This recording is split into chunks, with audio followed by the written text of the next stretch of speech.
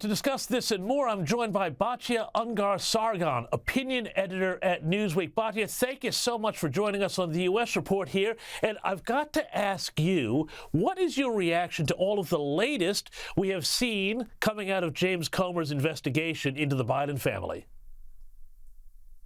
It looks bad, doesn't it? This whole Devon Archer stuff, what do you already have to say? I think, what's interesting is, what does the illusion of access mean?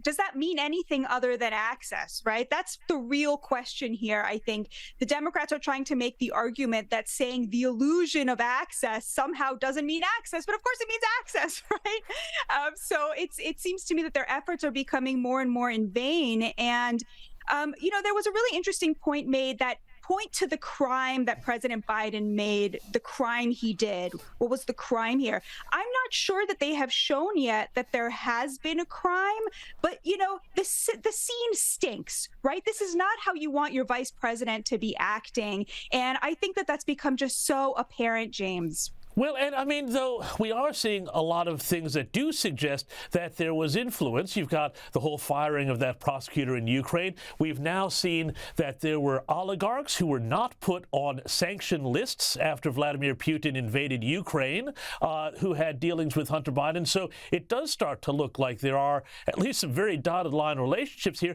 But beyond that, Batya, doesn't this also lift a lid on the way so much of Washington works, where it's about who you can get in the room with, be seen with, and then presume that your interests will be taken care of, even just on sort of that understood sort of basis? Absolutely. And also the contrast with President Trump is very extreme because, of course, President Trump didn't know anybody when he got into office. He didn't have those decades to introduce to glad hand, but the media treated him and literally called him a foreign asset, which it's looking more and more like that was a lot of projection, right? Yeah. Right now, what they're doing is protecting an actual foreign asset in the form of Hunter Biden. And so that contrast, I would just urge your viewers to think about over and over the difference between how they called President Trump, what it turns out President Biden actually was. And now that that's coming out, all they can do is protect President Biden. And the thing that I find absolutely fascinating here, and Batya, you have written so much on the way the media works, including a fantastic book about that, which I urge people to go out and buy. But the Washington Post, which has become the biggest cheerleader for the Biden family and their almost protection racket, well, this was right out of Orwell. I noted that their fact-checking department updated the Hunter Biden laptop story after the Devon Archer testimony, almost like Winston Smith in 1984, but without telling anybody. Tell us about that. Right. So all of this reporting by the liberal media, it started with the laptop in the beginning. They immediately took as, the word of God, the words that were put together by the Biden campaign through the CIA and the FBI, all of these, tens and tens of intelligence agents swearing on their lives that this is Russian disinformation, which we then, of course, learned that it wasn't, to the extent, James, that President Biden as a candidate never had to disavow the laptop. Do you imagine how deep the rot is in the American media? They never confronted him with it. They never made him even lie about it. How crazy is that? Can you even imagine if the roles were reversed and it was a Republican? Okay, so it started with the laptop where they wrote again and again and again that this is Russian disinformation, when of course it turned out to be Hunter Biden's laptop. And then they just got into the habit of covering for the Bidens. But, the point that I make again and again on your show, and I'm so glad to be here to make it again, is this looks like the media colluding with the Democrats. The truth is both less conspiratorial, but also in a way more damning. It's not some sort of collusion. Nobody goes into newsrooms and says, hey, guys, we're on the side of the Democrats. OK, make sure that you report the news that way. Although, of course, that's what's happening. The reason that's happening is not because their bosses are telling them to do that. It's because journalists have class solidarity with people in power. To become a journalist today, you have to really come from money, or you have to go to one of these very elite institutions where you end up spending 4 years in college with people who end up becoming politicians or billionaires or tech giants, tech moguls, and you have class solidarity with these people. You live in the same neighborhoods as the people in power. Your children go to school with people in power, and so you end up feeling like you're on their side. Journalism, we're supposed to feel like we're supposed to represent the little guy, the working class, banging on the doors of power and demanding justice. And instead, journalists have class solidarity with the people in power, which means that they end up defending them from the cries of the working class for a little bit of justice around here. Well, and we see this with issue after issue after issue. And I'm going to talk to you about migration in a minute, but there's one other point on that I think, I'd love to get you to expand on as well, because I think also on that point where there's no formal collusion in newsrooms, at the same time, if the newsroom has gone and backed in, protected Biden and gotten him into office, then they have almost morally compromised themselves, and they then have such a vested interest in not being proven wrong about their guy that they can't then go on and say, hang on, sorry, we've got a big problem here. That's definitely true, although I do think that's part of the human condition, right? I mean, point me to the human who is, eager to say I've been wrong, right? So you're totally right that they worked overtime to get Biden elected, that they saw President Trump as, this catastrophic force, when at the end of the day, what he was that cry from the working class to be recognized. And their war against President Trump, at the end of the day, it was class warfare, like so much else that the Democrats engage in. The cries of the working class to be recognized and to have some kind of representation, which they don't get from either party. That's really what President Trump represented. And for that, he had to be destroyed. And of course, they call it populist and far right and all of those things to try and demonize it. But the other thing, too, and this really goes to, I think, the corrupt state of much of the American media, not all of it, but much of it.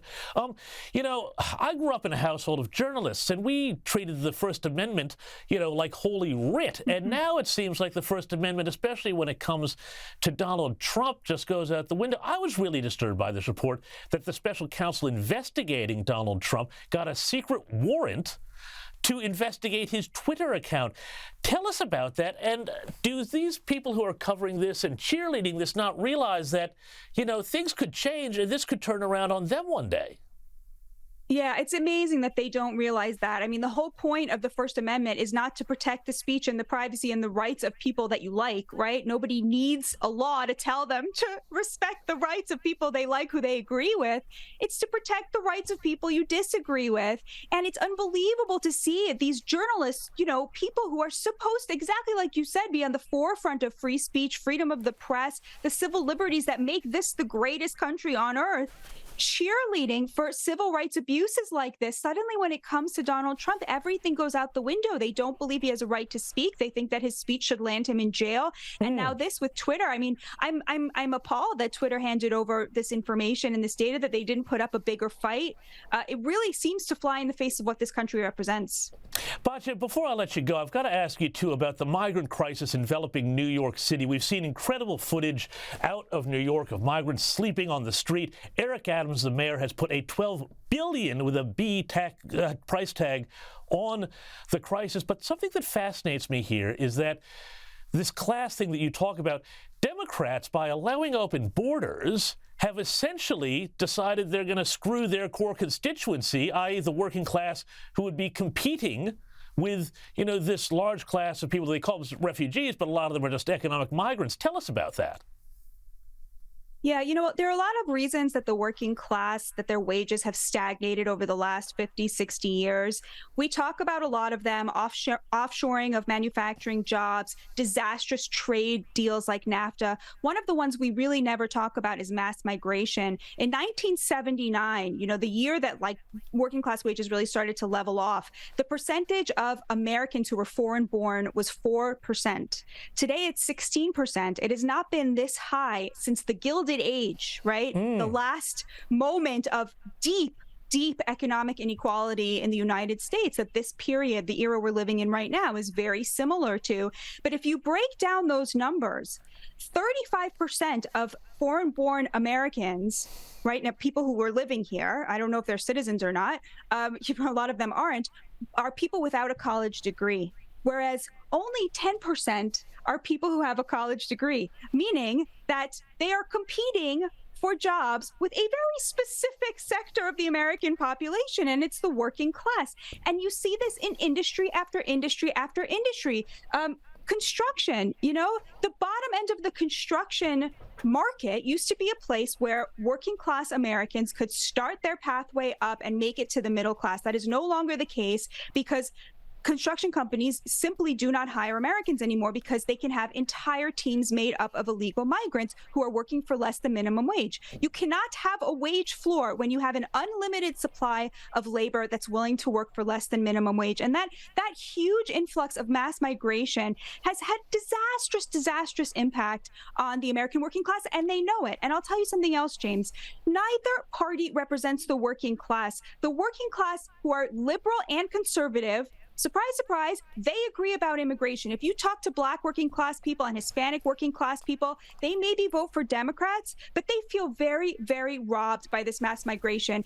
President Biden, he is the trafficker in chief. He intentionally hired to lead DHS a man, Alejandro Mayorkas, who does not believe that we should have a national border. Every time the Republicans haul him before Congress, he admits he thinks his job is to supply cheap labor to American corporations. It is appalling, and it is 100% intentional.